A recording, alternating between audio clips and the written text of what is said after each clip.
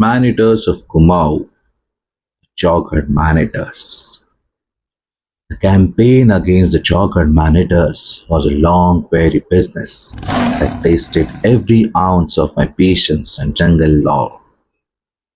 To understand the gravity of the situation, one must realize I wasn't just hunting a predator, I was trying to lift the shroud of death that had covered 1,500 square miles of the Kumaoo Hills for 5 long years.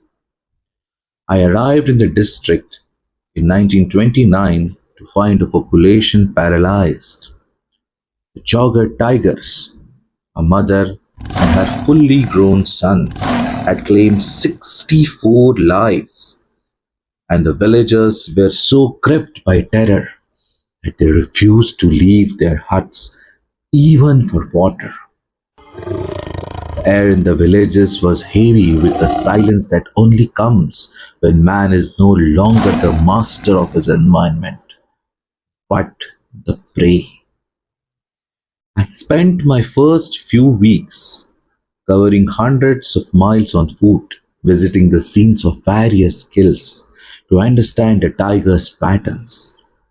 I spoke to the grieving relatives, and their stories of sudden, violent loss hardened my resolve. I knew I was up against a pair of healthy, intelligent animals who had learned that humans were the easiest meal in the jungle. The sun was the first to cross my path in a way that allowed for a clean shot. While he was a formidable beast in the prime of his life, he lacked the sheer calculated caution of his mother. I managed to track them to a ravine, and after a tense wait, I put an end to his killing days. I had hoped that his death might drive the mother away, but a man-eater rarely changes its spots or its diet. The tigress was the real architect of the terror, having taught her son the habit of hunting humans.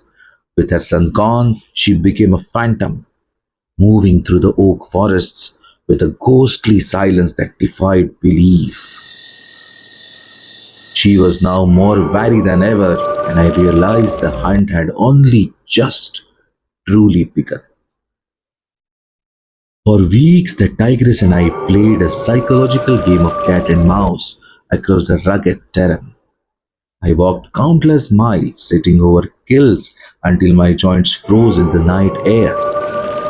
But she was too clever to return to a bet she suspected was watched. She seemed to have an uncanny sense of my presence, often circling back to follow my own tracks on a path I had just traversed. There were moments in the dense cover where the hair on my neck would stand up, and I knew she was watching me from the shadows. The density of the brush and the treacherous ground made it impossible to get a clear view. It was a battle of nerves. She was waiting for me to make one mistake, and I was waiting for her to show a single inch of her striped coat. The end came not during a planned ambush, but during a moment of quiet observation. I was walking down a narrow, sandy ravine when I found a bird's nest containing three beautiful greeny blue eggs. I picked them up, cradling them in my left hand while my rifle sat loosely in my right. As I rounded a sharp corner, I found myself face to face with the tigress, lying on a rock just 8 feet away. It was a moment of absolute stillness. To bring my rifle into play, I would have to shift my grip, a movement that would surely trigger her to spring before I could fire. I stood frozen, the X in my palm representing a strange fragile weight in a moment of life or death tension. We stared at each other, The distance between us was so short that I could see the twitch of her whiskers. While agonizing slowness, I shifted the eggs to my pocket, never once breaking eye contact. One egg broke, the cold yolk running down my leg, but I didn't flinch. Only when the eggs were secure did I slowly raise the heavy rifle. Before she could gather her muscle to charge, I fired. Tigress rolled off the rock, and the 5 year reign of terror in Chowgarh came to sudden, silent end.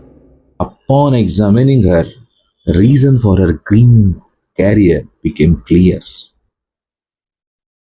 Her teeth were worn down to the gums and her claws were broken.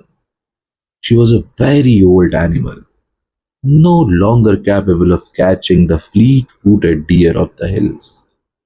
As I watched the villagers finally venture out to the springs that evening, their voices rising in song, I felt a deep sense of peace. The hunt was over, and the hills belonged to the people once more.